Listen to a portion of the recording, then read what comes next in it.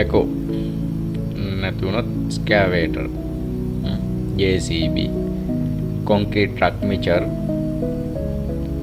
ඒ වැඩවලට මාලේ යන්න කැමති අයට ඔන්න අනගිය අවස්ථාව.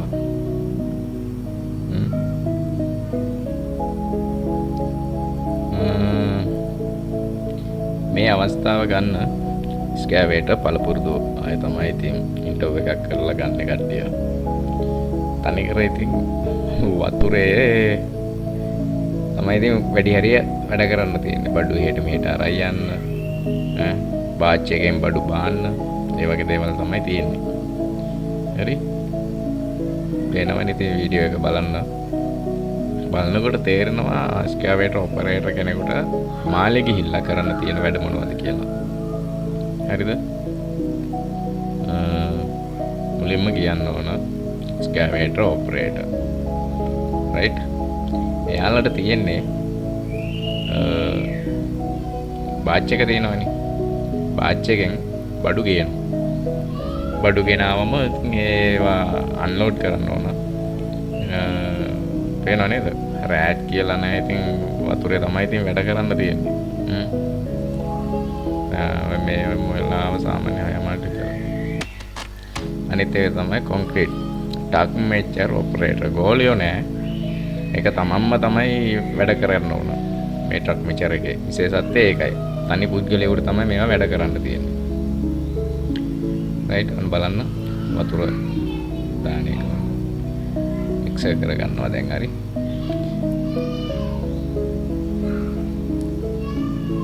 තමන්ම තමයි කරගන්නේ මේ වැඩ. කවුරුත් නෑ.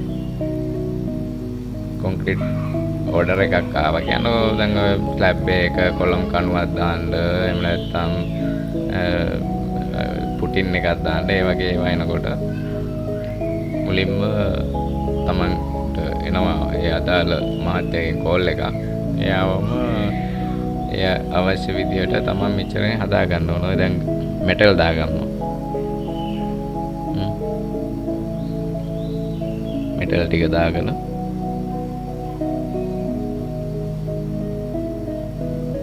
හැබැයි මේ වැඩ කරන්න ඉතින් අමාරුවකුත් නෑ මාළොකුවට. තමන් ඔපරේටර් වුණාම ඔක්කොම මෙතන තියෙන මේවා ටික අවශ්‍ය කරන ඩීටේල් ටික දාන්න ඕන ප්‍රමාණවල එහෙම. හරි?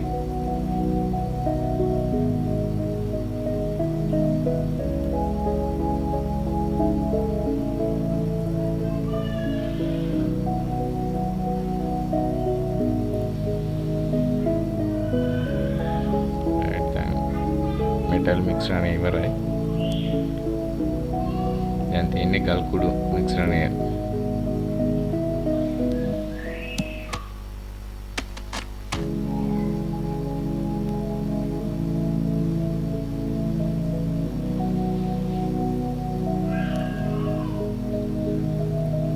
මික්ස්රණය බොක්ස් එක ගන්න හදාගෙන ඒ වැඩ ටික කරගන්න තමයි තියෙන්නේ. අනිත් ඒ කියන්න ඕන මේ ඔයාලගේ අදාළ මහත්තයෙක් ඉන්න ඔයාලා බාරව. එයාට ඔයාලා සැටිස් නම් ඔයා ඉන්ටර්වයුව එකෙන් පාස් කරනවා. මෙම ආයතන මම කියනවා. හැබැයි කියන්න මෙහෙමයි. මේකට ප්‍රොසෙස් එකක් තියෙනවා. හරිද? මේ ප්‍රොසෙස් එකේ යද්දී නෝමල් යන්න ඕන.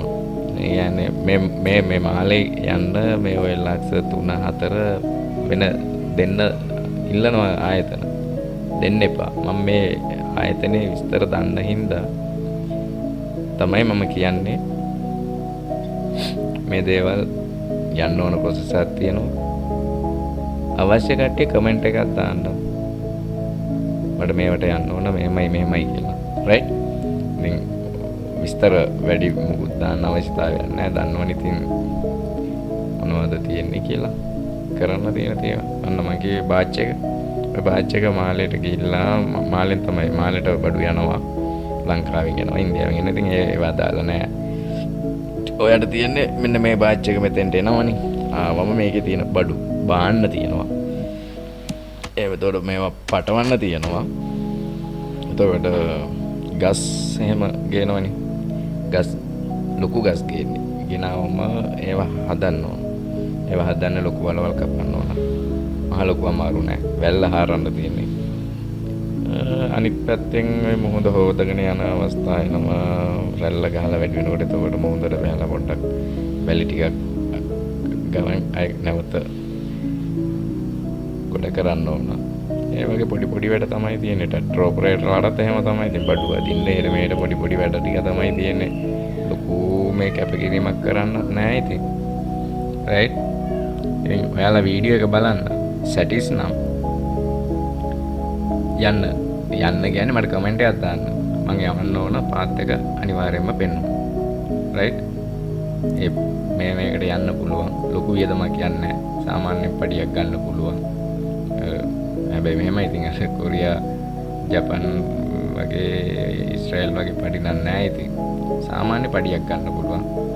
ඒ කියන්නේ මේ ලංකාව වගේ 3 ගුණයක විතර වැටුපක් ගන්න පුළුවන්. රයිට්. ලංකාවේ වගේ 3 ගුණයක් වගේ වැටුපක් ගන්න පුළුවන්. ඕක තමයි ඉතින් කියන්න තියෙන්නේ මට. ඔයාලට සැටිස් නම්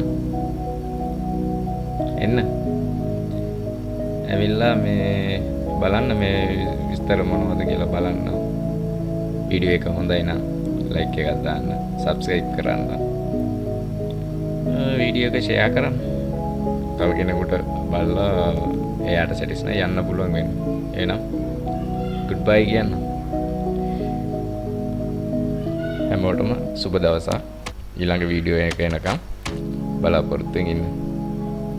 හරි. මම මේ වීඩියෝ සම්බන්ධව සම්පූර්ණ විස්තර කියනවා. වැඩි කියන්න දෙයක් නැහැ. වීඩියෝ එකෙන්ම බලන්න තමයි තියෙන්නේ. හරි. සැටිස් නම් මොන දෙයක් කරගන්න පුළුවන්. Tamanට කැමති විදියට. right.